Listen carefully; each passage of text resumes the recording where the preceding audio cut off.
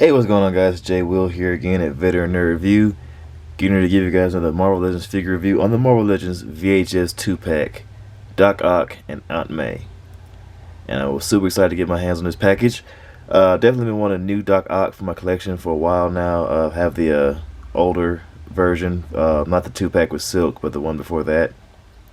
And he stood the test of time for a little while. He definitely held his own for a little bit. But I definitely feel like this guy is a nice looking upgrade, and I was a big fan of the Spider-Man cartoon, so this figure means a lot to collect. However, the Aunt May, unfortunately, is rather lacking in my opinion, but we'll get into that later on in the video. Let's go ahead and take him off his stand here. Take these guys down. Before I get into it, guys, I gotta let you guys know that the test raffle is in full effect still from June 1st to June 31st. On the Marvel Legends Deluxe Proton Cannon Iron Man, brand new sealed in box. So if you guys want a chance at winning that, go ahead and hit up that Cash App down in the description and the tags. $2 per ticket. Send your name, the number of tickets you want to buy, and a code word that'll be between me and you, so that way I can confirm that as you and not end up sending your figure that you won rightfully to someone else who happens to have the same name as you. And yeah, go ahead and subscribe for me, hit the notification bell, hit the like button, so that way you guys can be looped in. And share your thoughts after the video, and we'll get together and chop it up. Now, getting into the packaging here. Has this nice VHS style packaging. A lot of people, millennials and whatnot, don't know what VHS is. I'm constantly learning that more and more as time goes on. Got a nice artwork right there on the side, back right there, and the sides, of course. Mock-up of the figures. Then you got some nice artwork right there on the side again.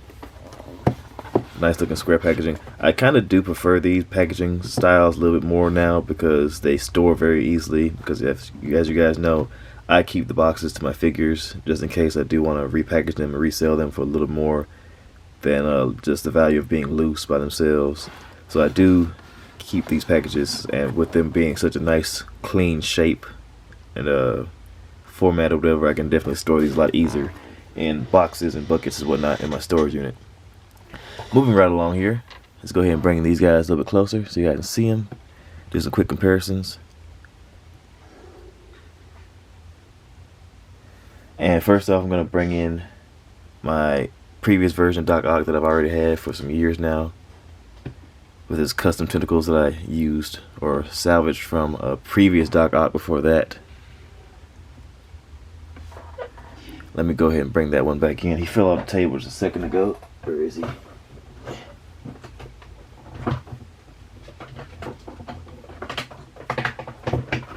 Bear with me just a second. And here we are. This guy right here, the Toy Biz Doc Ock from back in the day. He looks like this because I attempted to try to customize him way back in the day to try to kind of make him look like these guys.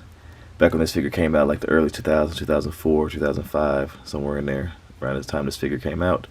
Should be on the bottom of his foot, actually. Yeah, 2006. Yeah. So, but that's what he looks like now. So I went ahead and I ripped those pieces out because I had them super glued in his back, and it's just repainted the tentacles, repurposed them for that Doc Ock right there. So he had his uses, and now he's outdated. But anyway, get back to the Doc Octopus on display right here. He definitely has a nice looking feel to him. Has a nice weight to him and everything. The tentacles, unfortunately, are a little bit loose in the sockets, but I'll get into that in the articulation portion. Let's go ahead and bring in his Sinister Six buddies. I'll just go ahead and throw them in the background somewhere. We have Mysterio, we have the Retro Card Lizard, we have Electro, we have the Build-A-Figure Sandman from back in the day. I still feel it's better than the current Retro Card figure that just came out. So I'm not really intending to get the Retro Card Sandman because I definitely feel like the Build-A-Figure is better. And we have, of course, Scorpion. And this is generally my Sinister Six setup, how I usually have them. And it looks pretty good to me. I definitely appreciate that setup. Let's go ahead and bring these guys out. Of course, the Sinister Six has switched up several times over time, so you can kind of just mix and match because Spider-Man has so many rogues in his gallery that you can really just pick random randos for your Sinister Six display. And let's go ahead and bring in a few Spideys that I feel like work best with this guy right here. We have the Renew Your Vows 2-pack Spidey right here. Let's see if I can fit him somewhere in the frame. There we go. He scales pretty well with Aunt May here, as you guys can see, in my opinion. Then, of course, he scales pretty well with Doc Ock. They look pretty good together. And then, of course, you want to go a little more retro than that and go with the first appearance, Amazing Fantasy Spidey. Don't really feel like that works since he's like almost like the same height as Aunt May.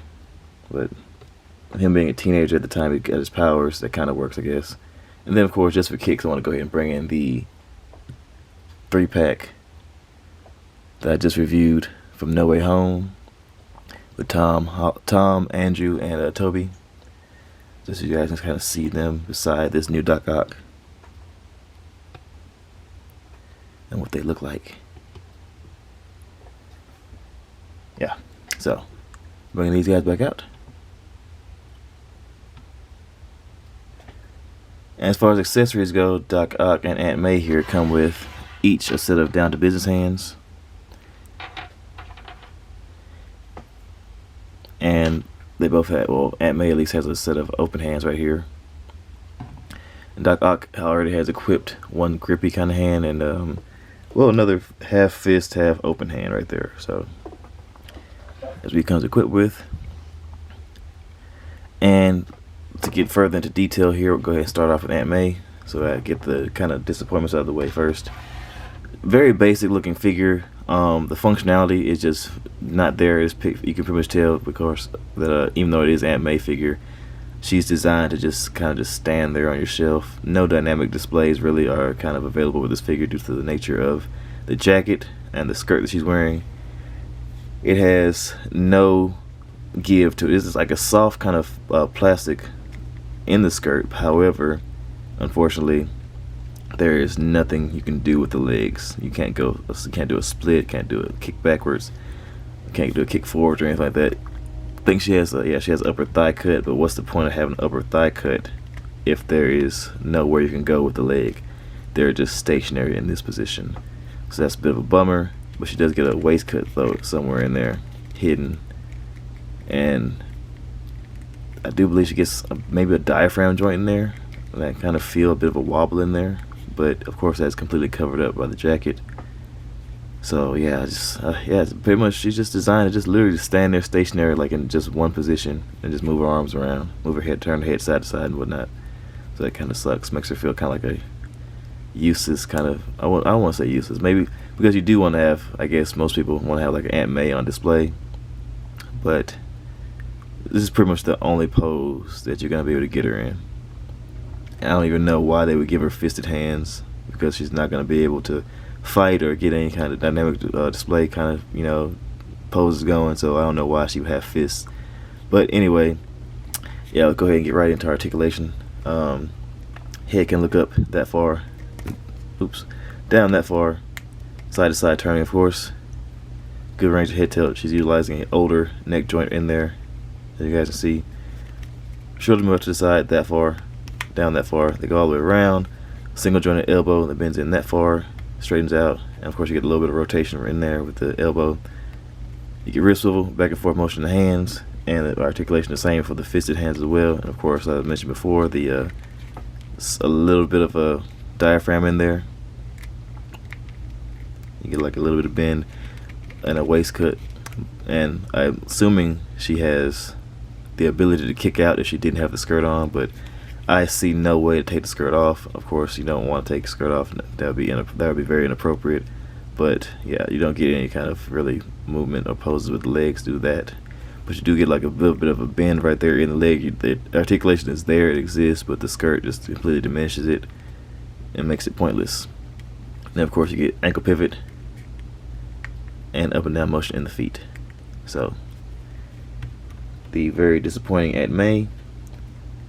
Well, at least for me anyway, because I kind of would have liked to have her at least be able to sit down or something, maybe, in like a little chair or something. But she kind of just takes away from the overall value, in my opinion, of this set. But, I mean, you have her on display. You can put her right there in the frame or in the shot. or on display with Peter Parker in his plain clothes, or your Mary Janes. Speaking of which, let me grab my Peter Parker off the shelf right here and put him in display with Aunt May, just to kind of see how they look together. Have your plain clothes Peter Parker right there. I have him with the bearded head to kind of have him a bit older, more mature Peter. But yeah, I guess you could make that work. You could make a nice little display with Peter and his friends and family in their plain clothes and make that display kind of work. So yeah, putting Peter off to the side.